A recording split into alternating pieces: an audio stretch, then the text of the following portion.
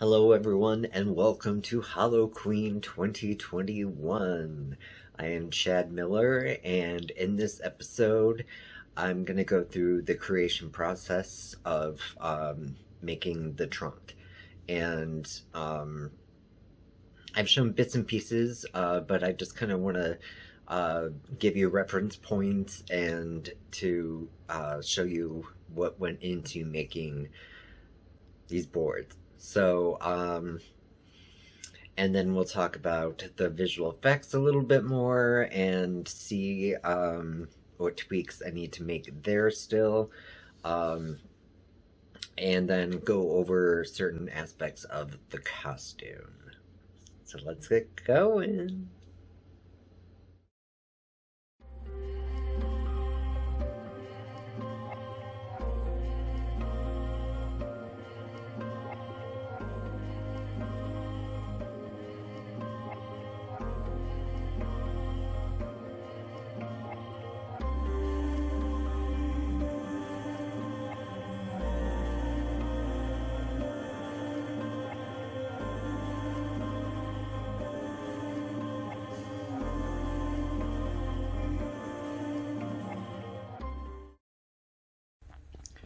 So I've taken this black light and I've let this sit in front of the boards and the gloves for a couple days now,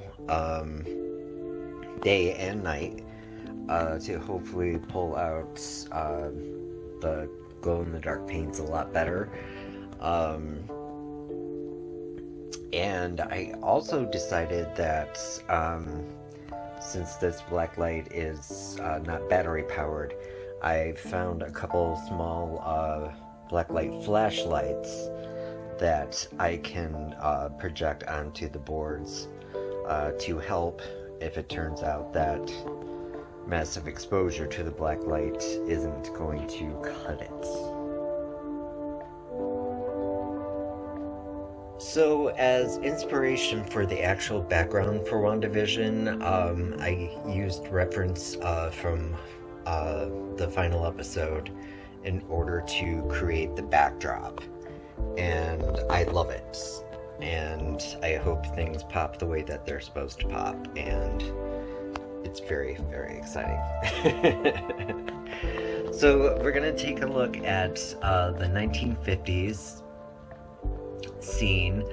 I'm going to display the scene in which this was inspired by, and also a picture of the television from the 1950s that I used to inspire this. This is the 1950s segment. This is actually from the opening credit sequence of that episode, which I thought was fun and started to bring in a little bit of color to the black and white aspect, which happens at the end of the episode, but I thought it was a nice little touch, and also a reference to the 1960s television that I used.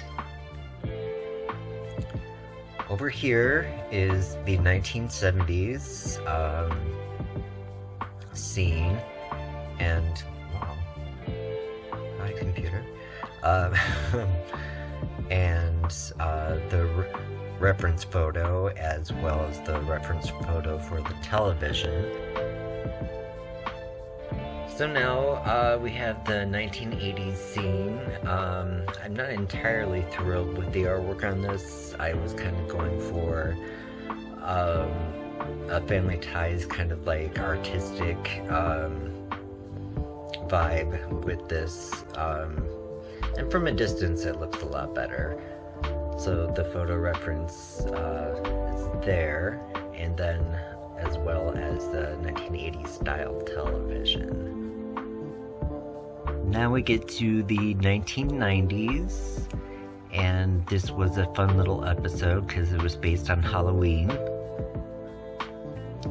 And photo reference for that scene is here, as well as the reference material for the style of television.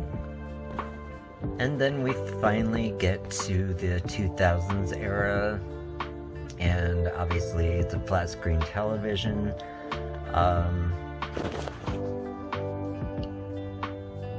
Okay. I am feeling much more satisfied with this. The logo is probably going to need a little bit more work. And at a distance, I think I have finally pulled this off.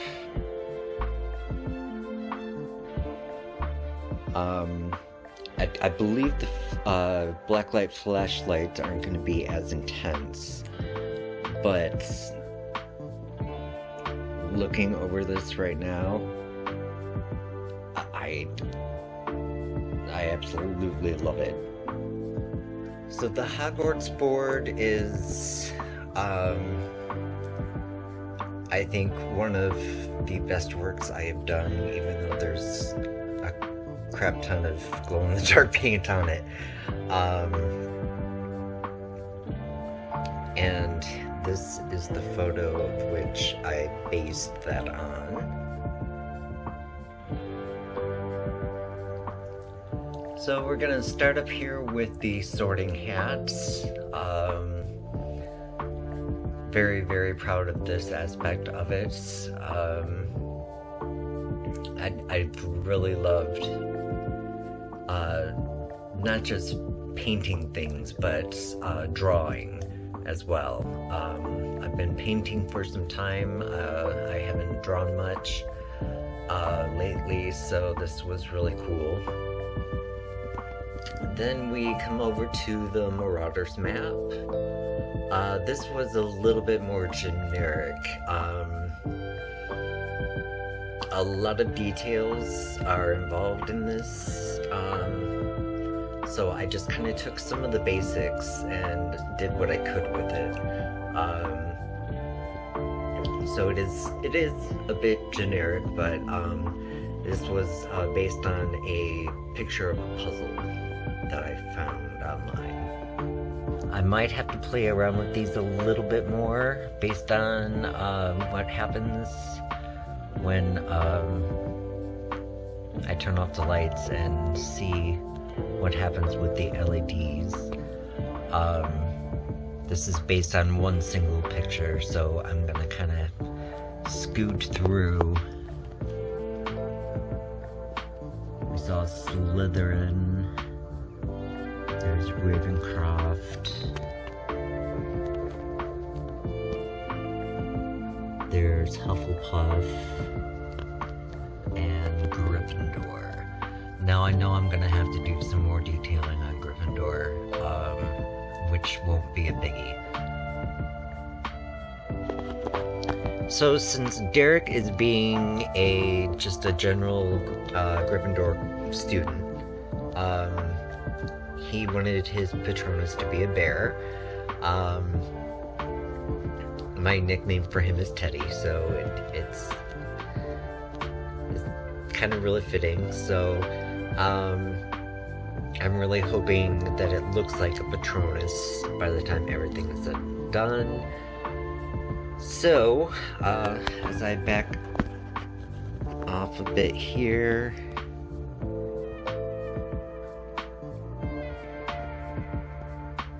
it looks pretty astounding. As I said, I pulled the black light away a little bit. So now I'm going to turn off the main light and see if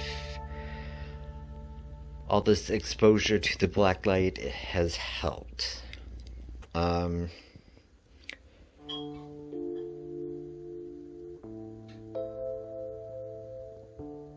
Most definitely, and I like that each color is one of the colors of the houses. Unfortunately, there are no effects to these lights. They're just standard. And I will have to go behind some of these boards and do a little bit of black paint so that the LEDs don't show through so much. So there's a little bit of work left to do here, but it's popping. So now, while the main lights are off, I've got one of Wanda's gloves for the costume.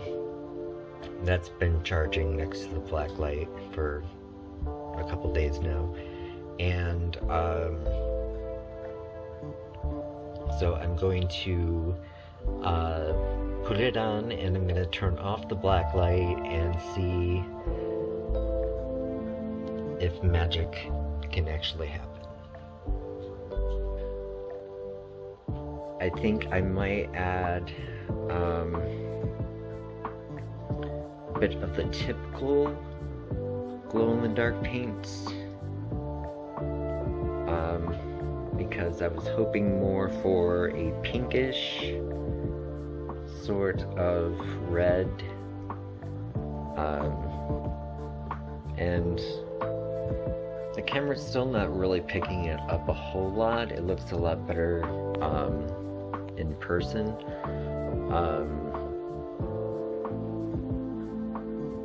But yeah, I will say that I'm definitely much more happier about this.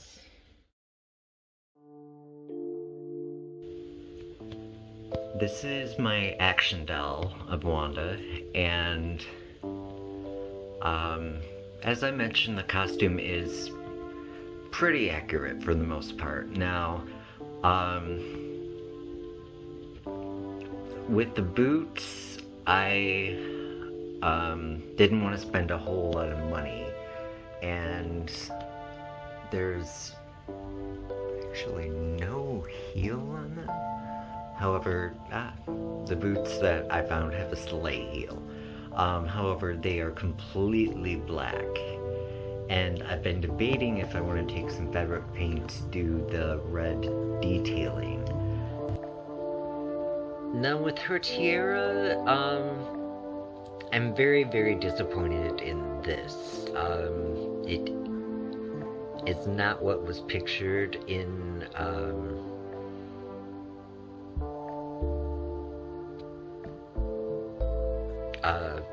the picture that Amazon had of it. That one looked a lot more authentic to her actual tiara.